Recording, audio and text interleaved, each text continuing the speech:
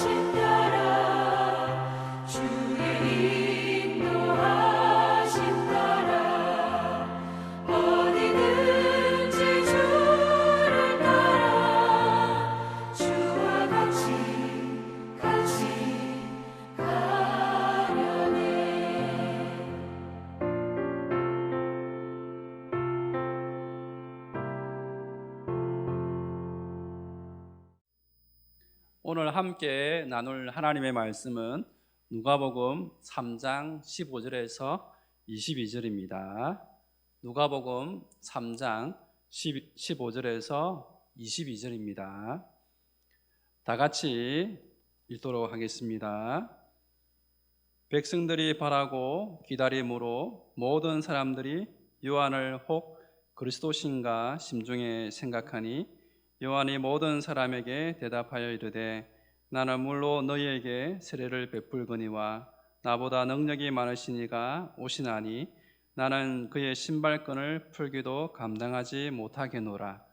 그는 성령과 불로 너희에게 세례를 베푸실 것이요 손에 키를 들고 자기의 타작마당을 정하게 하사 알곡은 모아 곡간에 들이고 죽정이는 꺼지지 않는 불에 태우시리라. 또 그 밖에 여러 가지로 권하여 백성에게 좋은 소식을 전하였으나 분봉왕 헤롯은 그의 동생의 아내 헤로디아의 일과 또 자기가 행한 모든 악한 일로 말미암아 요한에게 책망을 받고 그 위에 한 가지 악을 더하여 요한을 옥에 가두니라. 백성이 다 세례를 받을새 예수도 세례를 받으시고 기도하실 때에 하늘이 열리며 성령이 비둘기 같은 형체로 그의 위에 강림하시더니 하늘로부터 소리가 나기를 너는 내 사랑하는 아들이라 내가 너를 기뻐하노라 하시니라. 아멘. 우리가 이 땅을 살아가면서 반드시 알아야 할 것이 있습니다. 첫 번째는 내가 누구냐 하는 것입니다. 나의 정체성이 무엇인지를 바로 알아야 하는 것입니다. 둘째는 내가 해야 할 일이 무엇이냐 하는 것입니다. 나의 사명이 무엇인지도 바로 알고 있어야 합니다. 이것을 바로 알지 못할 때 우리는 세월을 낭비하게 되고 헛된 삶을 살아가게 되는 것입니다. 그렇기 때문에 우리는 이 두 가지를 반드시 알고 있어야 하는 것입니다.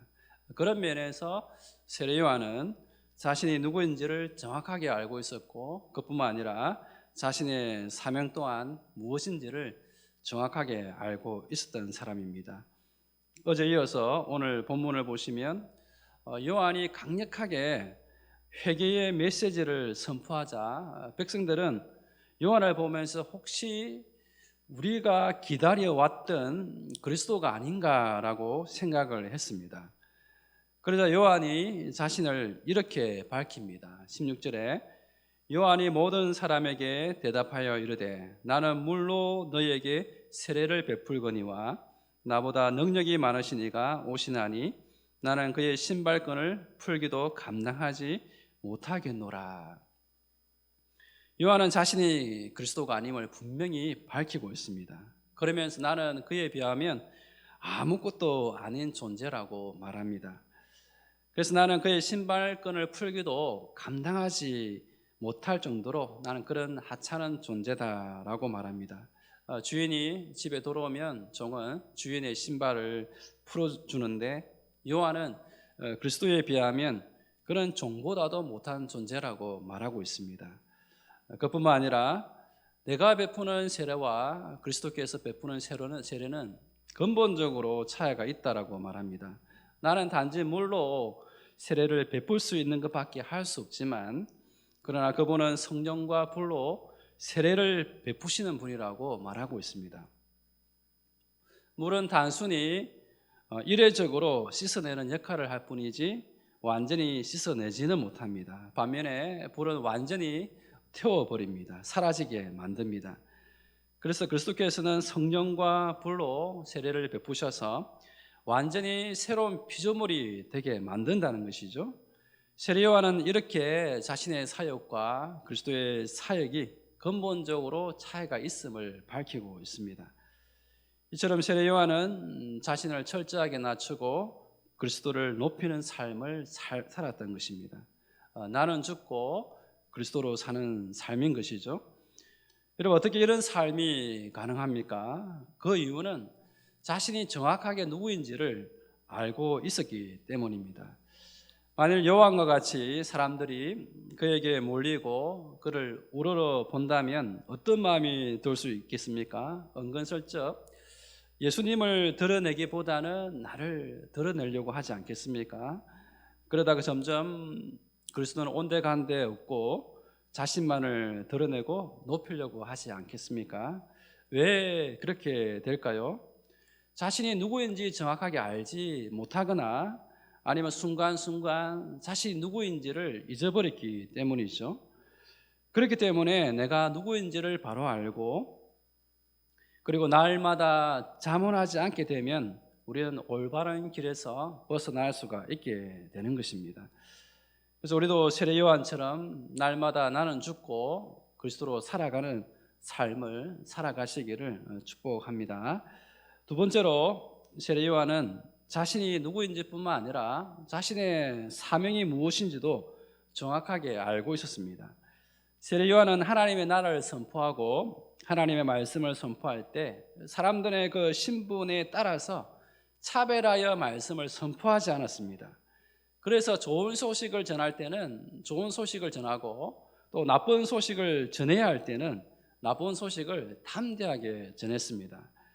그래서 18절부터 보시면 또 그 밖에 여러 가지로 권하여 백성에게 좋은 소식을 전하였으나 요한은 모든 백성들에게 누구든지 회개하고 돌이키면 하나님의 심판을 면할 수 있다라는 그런 좋은 소식들을 많이 전했습니다. 그러나 분봉왕 헤롯의 죄에 대해서는 책망을 하셨습니다. 분봉왕 헤롯 안티파스는 그의 이복 형제인 헤롯 빌립의 아내인 헤로디아를 설득해서 이혼하게 만들고는 그녀와 결혼했습니다.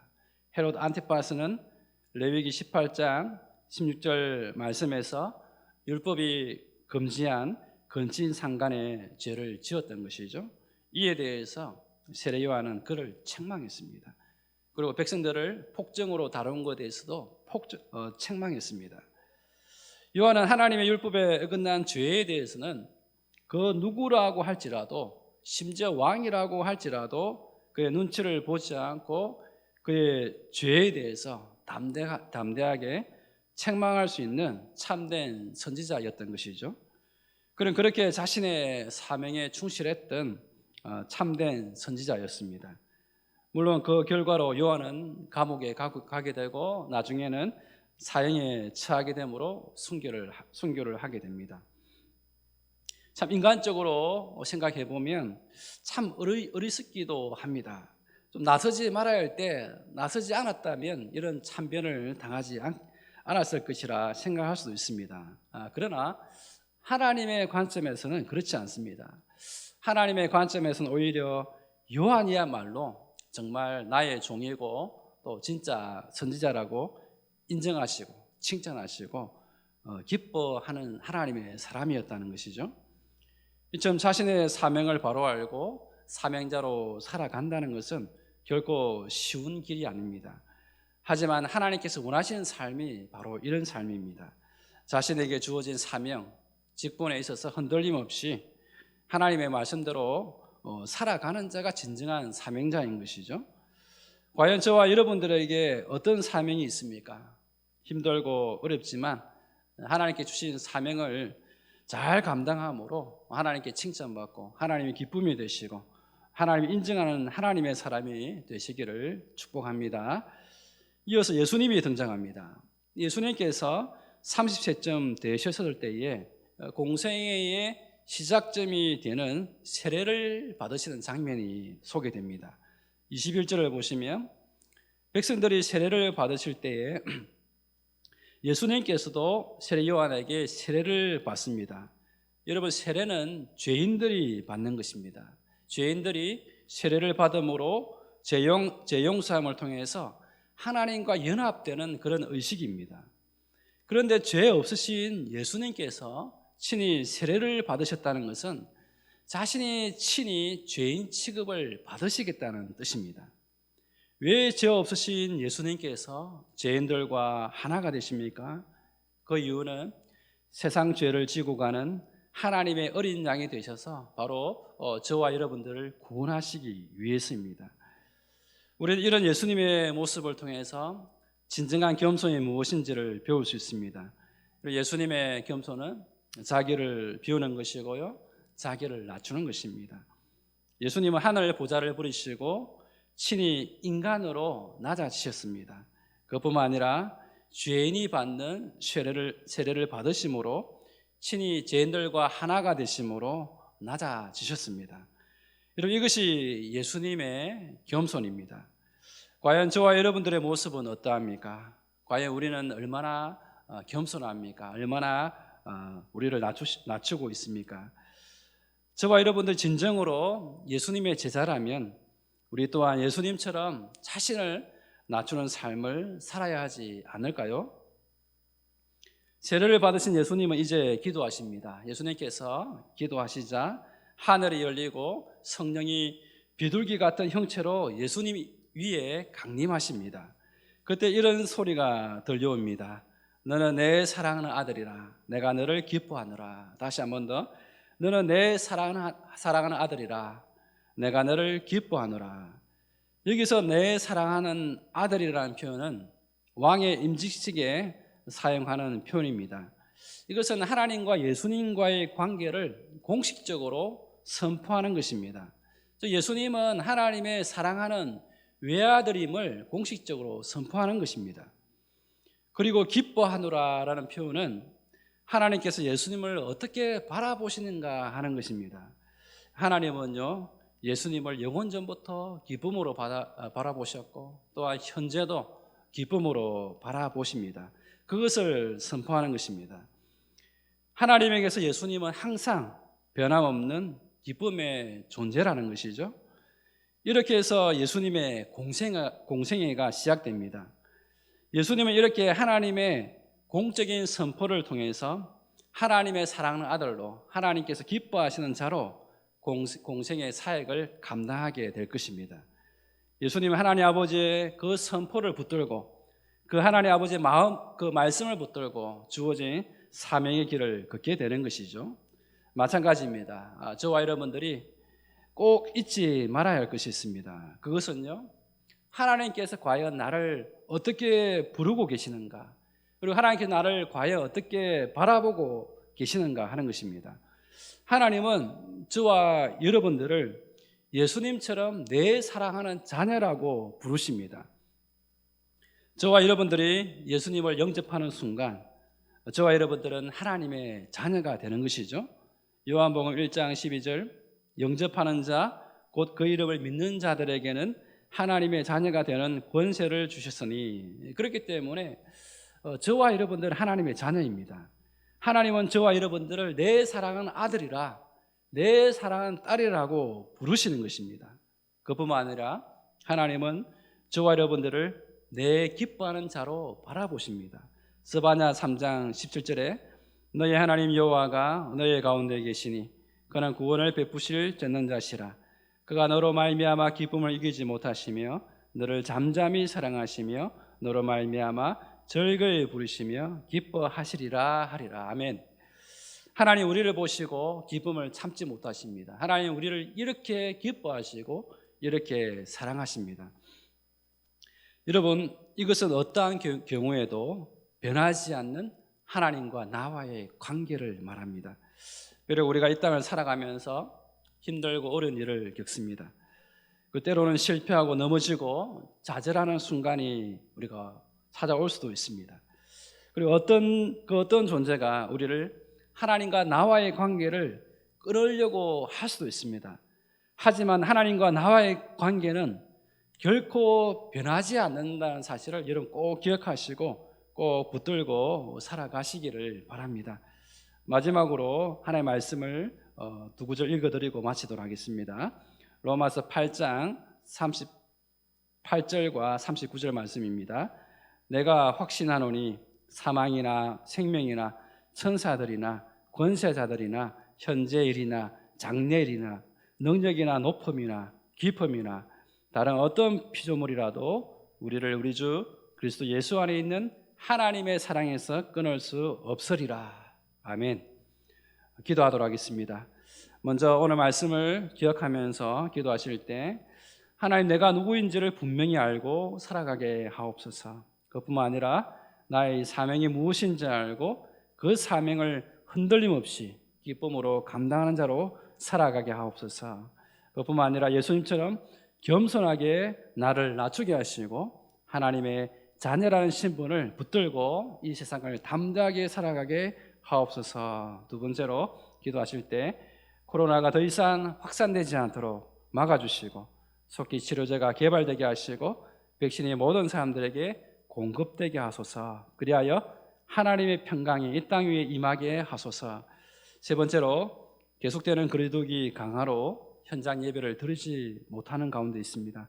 돌아온 주일도 영상으로 예배를 드리게 되는데 가정에서 드리는 주일 영상 예배와 교육부서의 영상 예배 가운데서도 하나님 큰 은혜를 베푸셔서 하나님을 만나는 예배의 시간이 되게 하여 주옵소서. 마지막으로 영육간의 연약한 교우들을 기억하셔서 하나님의 치유와 회복을 경험할 수 있도록 도와주시옵소서. 다 함께 기도하도록 하겠습니다.